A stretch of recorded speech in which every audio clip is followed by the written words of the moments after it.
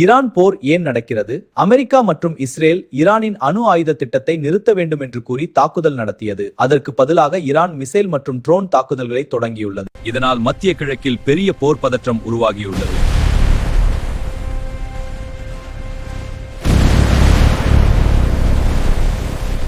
இந்த மோதல் எப்போது முடியும்? அல்லது இது இன்னும் பெரிய போராக மாறுமா? அதை உலகம் முழுவதும் கவனமாக பார்த்து கொண்டிருக்கிறது.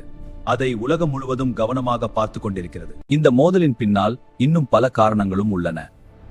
மத்திய கிழக்கு பகுதியில் யார் அதிக சக்தி வாய்ந்த நாடாக இருக்கும் என்ற அரசியல் போட்டியும் இதற்கு ஒரு காரணம்.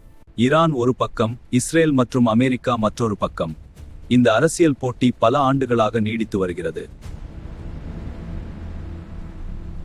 மேலும் சிரியா, லெபனான், ஏமன் போன்ற நாடுகளிலும் இந்த நாடுகளின் ஆதரவு குழுக்கள் செயல்படுகின்றன.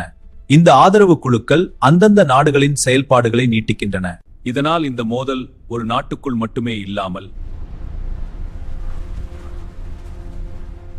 முழு மத்திய பிராந்தியை பாதிக்கும் அளவுக்கு வளர்ந்துள்ளது. ஆனால் நிலைமை இன்னும் முழுமையாக அமைதியாகவில்லை.